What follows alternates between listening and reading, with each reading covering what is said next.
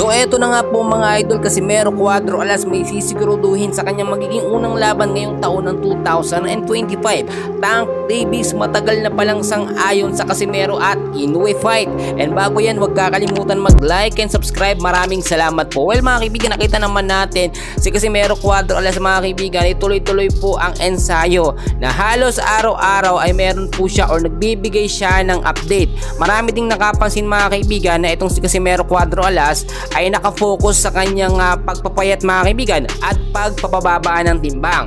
Kapag kasi naikasa na or nagkaroon na po ng konfirmasyon sa kanyang magiging unang laban ngayong taon ng 2025, no, ang inaasahan natin diyan kay Akmadalib mga kaibigan, hindi na po siya mahihirapan magbawas ng timbang at hindi po ma-overweight etong si Casimero Cuadro Alas. Yan po kasi yung naging problema at sinisilip nga po ng Japan Boxing yung naging laban niya, no, kay Saul Sanchez, which is no overweight nga po si Angas ng Pinas, kaya nga po nasuspindi daw sa bansang Japan at hindi daw po dapat labanan si Inoue kung wala daw ang disiplina si Angas ng Pinas sa kanyang timbang mga kaibigan. Sa pagkakataong ito mga kaibigan, nakakuha tayo ng update na si Tank Davis pala ay isang ayon sa Inoue at Casimero fight matagal na mga kaibigan.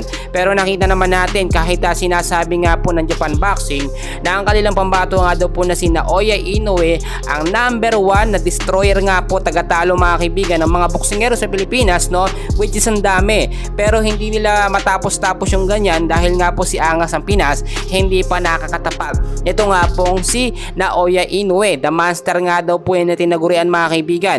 Dahil nakita natin dito, talagang iniiwasan nila si Casimero mga kaibigan, lalo na yung huling laban niya kay Saul Sanchez na round 1 lamang. Yun na po talaga yung naging hudyat para hindi talaga nilalabanan nito si Casimero. Pero ang magiging problema naman po ni Naoya Inoue mga kaibigan, posible po siyang matanggalan, no, ng mga title belt o mga titulo kapag patuloy po siyang hindi susunod, no, sa rules po ng World Boxing Organization. Ang ibig ko sabihin, dapat hindi lamang sa bansang Japan siya lalaban, no, bago sa ibang bansa din. Yung ibang laban kasi na kapag naka-schedule sa ibang bansa, inaayawan po, no, o dinedecline nga po ng kampo ni Naoya Inoue, which is alam naman natin na foul yan at credit siyan sa World Boxing Organization.